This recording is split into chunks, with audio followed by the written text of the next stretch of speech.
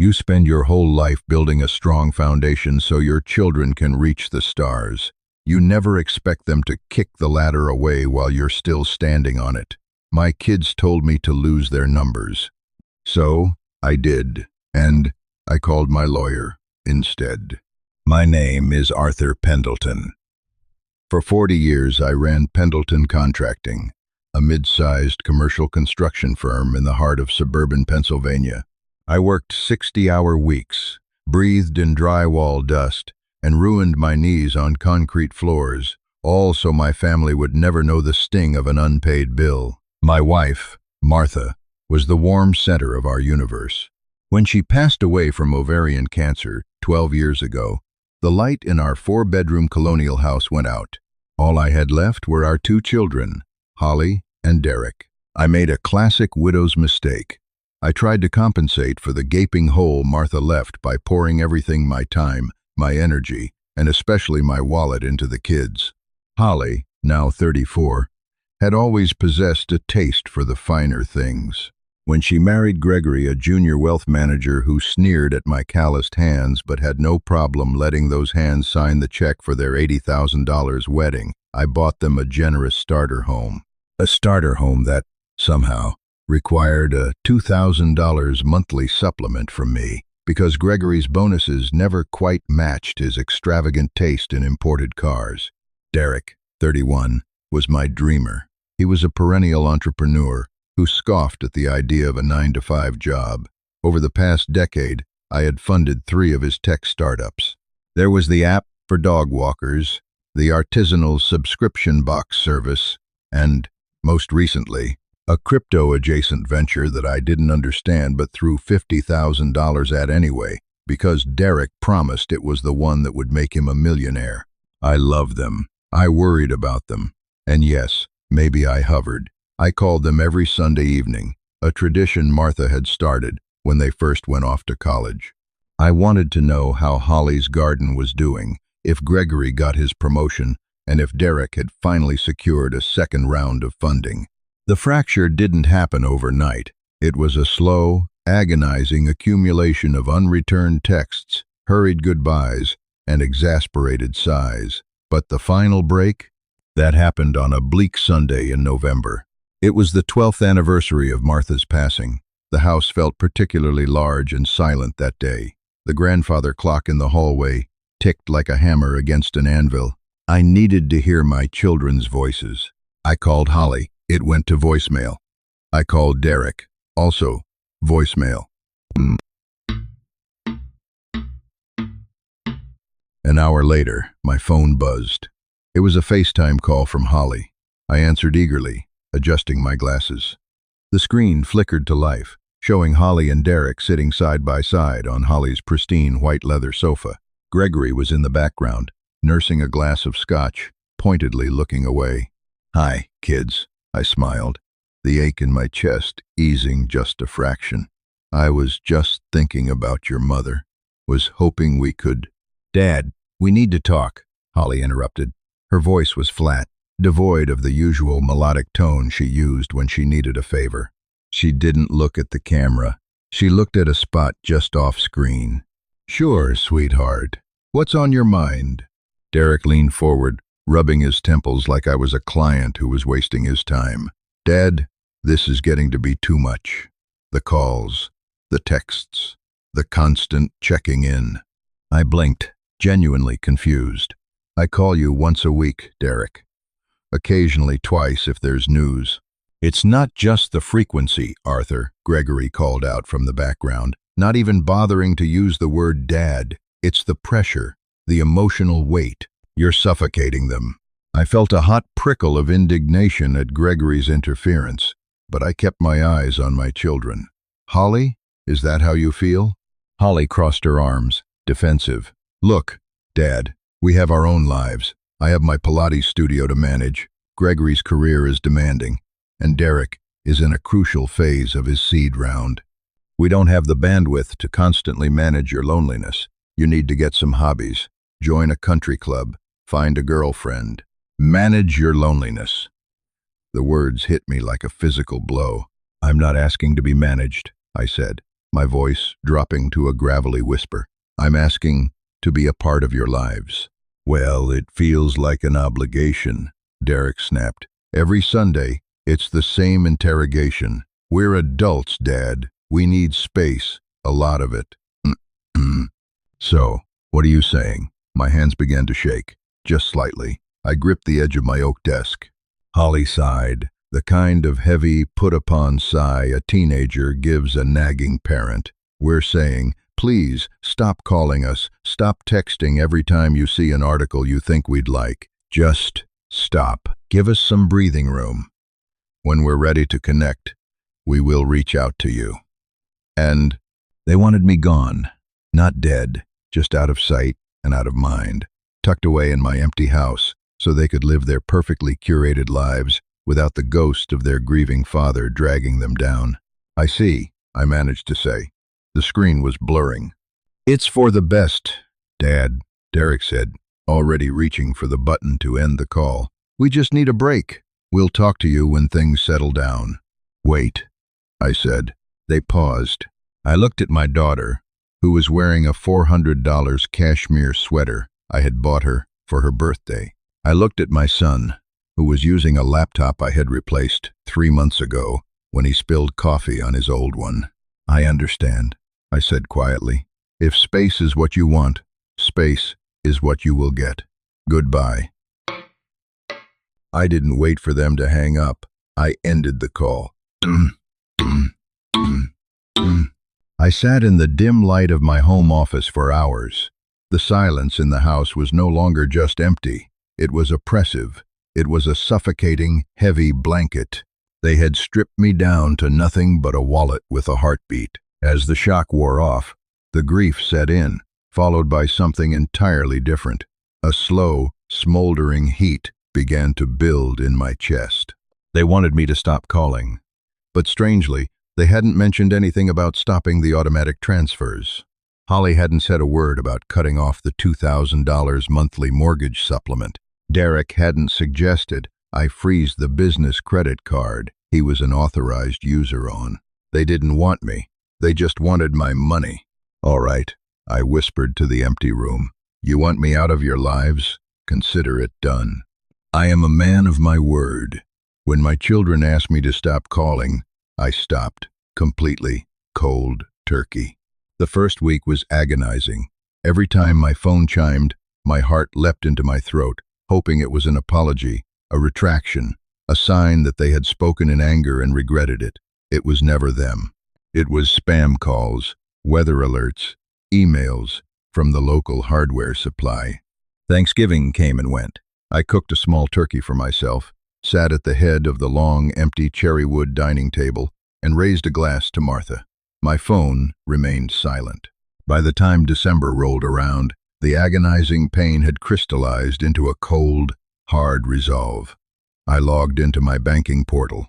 I watched as the scheduled transfer to Holly and Gregory's joint account appeared under the pending tab. I clicked it. I hit Cancel Series. Then, I went to my business accounts. I navigated to Derek's authorized credit card. With 3 clicks, the card was frozen, then permanently deactivated. I didn't send a warning text. I didn't write an email explaining myself. They wanted space. I was giving them total, comprehensive space, including financial space. Instead of calling them, I picked up the phone and dialed a different number. Mitchell Hayes, attorney at law. The gruff voice on the other end answered. Mitchell, it's Arthur. Artie, good Lord, it's been months. How are you holding up? How are the kids? That, I said, my voice steady, is exactly what I need to come see you about. Mitchell and I had history. He wasn't just my estate lawyer. He was the guy who had drafted the incorporation papers for Pendleton Contracting 40 years ago. He was a shark in the courtroom, but a fiercely loyal friend outside of it. An hour later, I was sitting in his downtown office, surrounded by walls of leather-bound law books and the smell of old paper and stale coffee. I laid it all out for him. The FaceTime call, the ultimatum, the cancellation of their financial lifelines. Mitchell leaned back in his leather chair, steepling his fingers, his bushy gray eyebrows knit together. So, let me get this straight. They cut you out emotionally, but kept their hands out financially, and you just shut off the tap. Exactly, I said. I want to revise my estate plan, Mitchell. Everything. I'm not leaving my life's work to two people who view me as an annoying ATM. I want to set up a charitable trust. Scholarships for trade schools. Something that matters. Mitchell didn't say anything for a long moment. He slowly lowered his hands, leaned forward, and opened a locked drawer in his desk. He pulled out a manila folder and set it between us. Artie, I'm glad you came in today. I really am, Mitchell said, his tone suddenly shifting from conversational to gravely professional, because I received a phone call last Tuesday that I wasn't quite sure how to bring up to you. A phone call? From who? A lawyer. A guy named Bradley Vance out of Philadelphia. Sleazy guy. Specializes in aggressive estate litigation. Mitchell tapped the folder. He called on behalf of his clients, Holly and Derek Pendleton. My stomach plummeted. What do you mean? Why would they hire a lawyer? Vance was fishing, Mitchell explained, his eyes locking onto mine. He was trying to get a feel for how your estate is currently structured, which I obviously didn't tell him. But more concerningly, he was asking very pointed questions about your mental state. My mental state? I echoed, dumbfounded. Oh. He asked if I had noticed any cognitive decline. He asked if you were prone to erratic behavior. Artie, they aren't just taking a break from you. Vance asked about the process for establishing a medical and financial conservatorship. The words hung in the air, thick and poisonous. Conservatorship. They want to declare me incompetent, I whispered, the horror washing over me. They want to take control of your assets while you're still alive, Mitchell corrected gently. Think about it. They tell you to stop calling. They isolate you. If you get angry and leave aggressive voicemails, they use it as proof of emotional instability. If you stay silent and withdraw, they use it as proof of severe depression and mental decline. They were trying to manufacture a paper trail to show a judge that you are no longer fit to manage the Pendleton estate. The sheer, calculated malice of it took my breath away. My children, the babies I had rocked to sleep, the toddlers I had taught to ride bicycles, the adults I had subsidized for a decade, were plotting to lock me away in some facility and steal the keys to the kingdom. Gregory was undoubtedly the mastermind behind the financial structuring, and Derek probably saw it as his ultimate seed funding. I looked at the framed photo of Martha on my own phone's lock screen. I failed them, Martha, I thought bitterly. I spoiled them so much they turned into monsters. Did you tell them I cut off their money this morning? I asked Mitchell. No, I haven't spoken to Vance since that initial call. Mitchell leaned in. Artie, when they realize the money is gone, they are going to panic. They are going to accelerate whatever timeline they have. If they file for emergency conservatorship, it's going to be an ugly, public battle. I closed my eyes. Grief was entirely gone now. What replaced it was the ruthless, strategic mindset that had built a multi-million-dollar contracting business from a single pickup truck. I wasn't just a lonely widower anymore. I was Arthur Pendleton, and nobody steals from my sight. Let them panic, I said, opening my eyes. In fact, I want to give them a reason to. Mitchell's lips twitched into a feral little smile. What are you thinking? They think I'm an old, declining man, isolated in his house. Let's feed that narrative, I said, my mind racing with a plan. We are going to let them think their trap is working. We'll let them file their paperwork. We'll let them stand in front of a judge and swear on the record that I am out of my mind. And then, I said softly, we let the hammer drop. I want a forensic accountant, Mitchell. I want you to dig into Gregory's firm, into Derek's failed businesses. If they want to scrutinize my mental fitness, we are going to scrutinize every single dime they've touched over the last 10 years. We aren't just going to beat this conservatorship, Mitchell. We are going to obliterate them in open court. The financial cutoff was a silent detonation. For the first few days of December, my house remained as quiet as a tomb. But on the fourth day, the shockwave finally hit. It started at 9:15 a.m. My phone buzzed on the kitchen counter. Holly.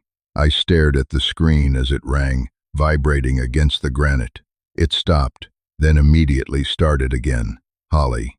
Then, a text. Dad, did you change your bank routing number? The transfer bounced.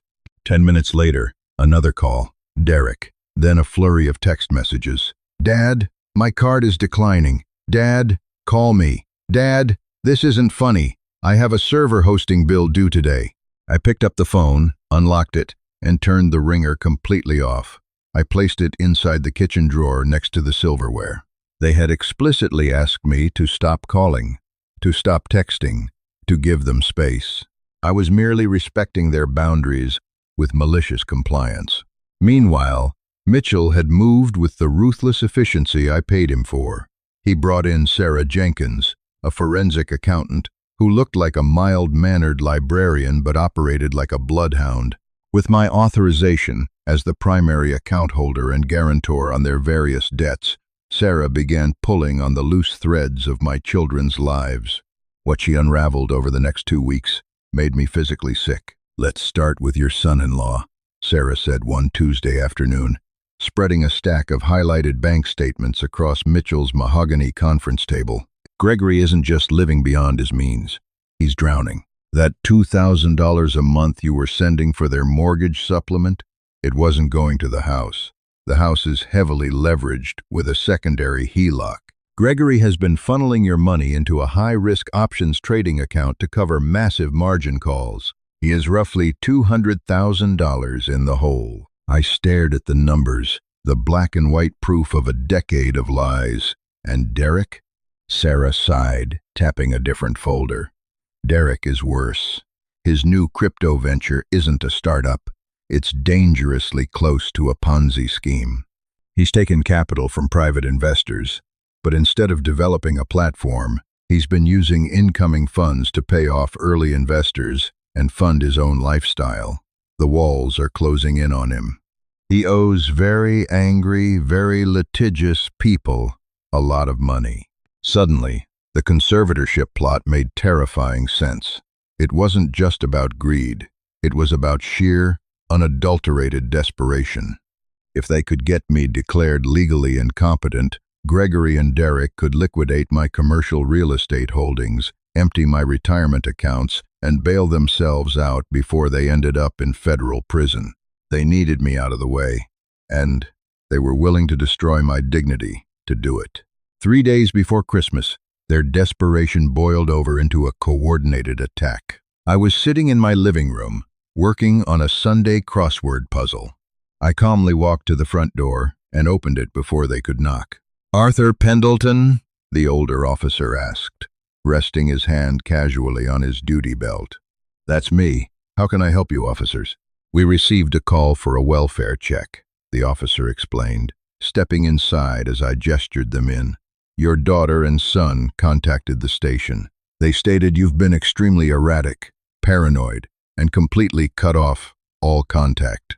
They were concerned you might be a danger to yourself or suffering from a severe cognitive break." I felt a cold fury spike in my veins, but I kept my face entirely placid.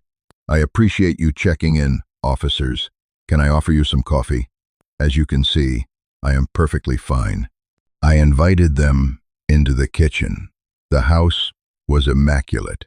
The coffee smelled fresh.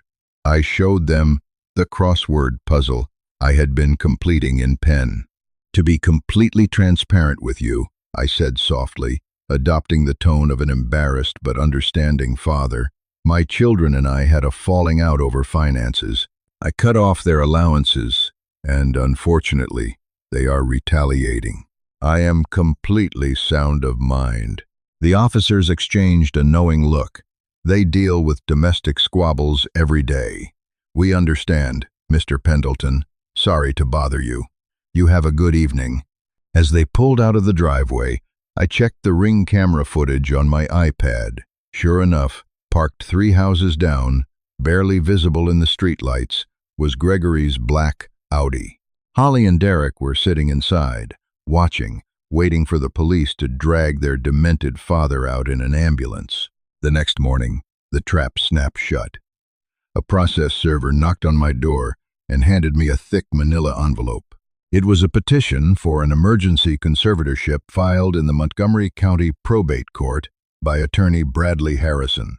The paperwork claimed I was suffering from rapid-onset dementia and paranoid delusions, citing my sudden financial withdrawal and isolation. As proof, I immediately drove to Mitchell's office, dropping the paperwork onto his desk. "They filed it," I said, a grim smile playing on my lips. Mitchell read through the petition, shaking his head. "They really stepped in it this time, Artie. They swore this under penalty of perjury." "Let's make sure they regret it," I replied. "What's our next move?" "Before we even walk into that courtroom," Mitchell said, picking up the phone, "you are going to see Dr. Richard Alston. He's the premier forensic neurologist in the state. We are going to get an independent, unassailable evaluation of your cognitive health. Then, we let them present their entire fabricated case to the judge." For the next 3 weeks, I played the part of a ghost. I didn't respond to the faux concerned voicemails. Holly suddenly started leaving me, carefully crafted for the court's ears. I went to Dr. Alston, passing every cognitive, psychological, and neurological test with flying colors. I was sharper at 68 than most men were at 40. I was ready. The Montgomery County Courthouse smelled like floor wax and old grievances. The heavy oak doors of courtroom 3B swung shut behind me as Mitchell and I took our seats at the defense table. Across the aisle sat my children. Holly was wearing a conservative, pale blue dress, dabbing at her dry eyes with a tissue. Derek sat next to her, his leg bouncing nervously under the table. Gregory sat right behind them, his face a mask of solemn concern. When Holly met my gaze, she offered a pathetic, trembling lip a performance for the judge. I felt nothing. The father who would have rushed to comfort her died the day they plotted to lock him away. Judge Caroline Higgins, a no-nonsense woman with sharp eyes and a reputation for crushing frivolous lawsuits, took the bench. "We are here today regarding the emergency petition for conservatorship over the estate and person of Arthur Pendleton," Judge Higgins announced, her voice echoing in the cavernous room. "Mr. Harrison, you may proceed." Bradley Harrison stood up, buttoning his expensive suit. He painted a tragic, horrifying picture. He spoke of a grieving widower whose mind was fracturing. He brought up the sudden, unexplained cessation of communication. He leaned heavily on the sudden, irrational cancellation of financial support for his loving family. "Your Honor," Bradley concluded dramatically, "Mr. Pendleton is a danger to himself and to the legacy he spent a lifetime building. He has barricaded himself in his home, plagued by paranoid delusions that his own children are out to get him. We are asking the court to grant temporary conservatorship to Holly and Derek Pendleton to protect him from his own declining mind." "Thank you, counsel," Judge Higgins said, turning her sharp gaze to our table. "Mr. Hayes, I trust you have a response?" Mitchell stood up slowly, adjusting his glasses. "I do, Your Honor. And frankly, this petition is an absolute travesty, a gross abuse of the judicial system, and an attempted robbery disguised as familial concern." Bradley objected immediately, but Judge Higgins waved him down. "I'll allow it, Mr. Hayes, but you better back up that rhetoric with facts." "With pleasure," Mitchell said. He walked over to the clerk and handed over a thick, sealed document. "Exhibit A, Your Honor. A comprehensive neurological and psychiatric evaluation conducted just last week by Dr. Richard Alston, the head of neurology at Penn State Medical. As you will read, Mr. Pendleton's cognitive function is not only perfectly intact, but it ranks in the top 1% for his age group. There is no dementia. There is no paranoia. Judge Higgins scanned the document, her eyebrows raising. She looked down at Holly, whose fake tears had instantly vanished, replaced by a look of stark panic. Furthermore, Mitchell continued, his voice echoing like thunder in the silent room, the opposing counsel noted that my client abruptly ceased communication. I would like to submit Exhibit B, a certified transcript and video recording of a FaceTime call dated November 12th, wherein Holly and Derek Pendleton explicitly demanded that my client stop calling and stated they did not have the bandwidth to deal with him. A heavy, suffocating silence fell over the courtroom. Derek's legs stopped bouncing. He looked like he was going to be sick. My client merely respected his children's wishes, Mitchell stated smoothly. However, when he also ceased his generous financial subsidies, they panicked. And that brings us to the true motive behind this fraudulent petition. Exhibit C, Your Honor. Mitchell handed over the bombshell. Sarah Jenkins' forensic audit. This is a detailed financial audit of the petitioners. You will see that Gregory, Holly's husband, is currently underwater by roughly $200,000 due to reckless margin trading and has fraudulently diverted funds meant for his home mortgage. You will also see that Derek Pendleton is operating an unregistered security, a Ponzi scheme, and is facing catastrophic debt from private lenders. "Objection!" Bradley shouted, his face purple. "This is irrelevant to Mr. Pendleton's mental state." "It is entirely relevant," Mitchell shot back. "It establishes motive. They do not want to protect Arthur Pendleton. They want to hijack his multi-million-dollar estate to pay off their own debts and avoid federal indictments." Judge Higgins slammed her gavel down. Bang. "Silence," she barked. She spent the next 5 minutes reading through the forensic audit. The air in the room was so thick you could choke on it. I watched my children. They were shrinking into their seats, their meticulously crafted masks of concern melting into pure, unadulterated terror. Finally, Judge Higgins looked up. Her eyes were chips of ice. "Mr. Harrison," she said, her voice dripping with venom, "your clients have attempted to use this court as a weapon to facilitate financial elder abuse. This petition is dismissed with prejudice." "Your Honor, I am not finished," she snapped. "Not only is this dismissed, but I am forwarding Exhibit C to the Montgomery County District Attorney's Office and the SEC. I highly suggest your clients retain criminal defense counsel immediately. Court is adjourned." The gavel banged again. It was the sound of a heavy chain finally snapping. I stood up, buttoned my jacket, and began walking out of the courtroom. As I reached the heavy oak doors, I heard footsteps rushing behind me. Dad, wait." I turned around. Holly was rushing toward me, real tears streaming down her face now. Derek was right behind her, looking pale and desperate. Gregory had wisely stayed back in the courtroom. "Dad, please," Holly sobbed, reaching out to grab my arm. "You have to help us. The DA, the SEC. Gregory could go to jail. We could lose the house. Please, you can't do this to us." "I didn't do anything to you," I said, my voice eerily calm. I stepped back, avoiding her touch. "I gave you everything. I gave you a foundation, and you tried to bury me under it." "We made a mistake," Derek pleaded, his voice cracking. "We were desperate, Dad. We panicked. But we're family." I looked at the two strangers standing in front of me. I thought of Martha, and how her heart would have broken to see what they had become. But my heart wasn't broken anymore. It was just hardened. "You told me to stop calling," I said softly, looking them dead in the eyes. "So I did. Now, I'm telling you to stop calling me. And unlike you, I mean it forever." I turned my back on them, pushed open the heavy wooden doors, and walked out into the crisp, bright afternoon air. For the first time in 12 years, I didn't feel lonely. I felt free. If this story of betrayal and standing up for yourself resonated with you, please hit that like button and subscribe to the channel. We share real-life drama, unbelievable twists, and stories of personal triumph every single week. Don't forget to ring the notification bell so you never miss an update, and leave a comment below, sharing what you would have done in Arthur's shoes. Share this video with your family and friends to help our channel grow today. Thank you.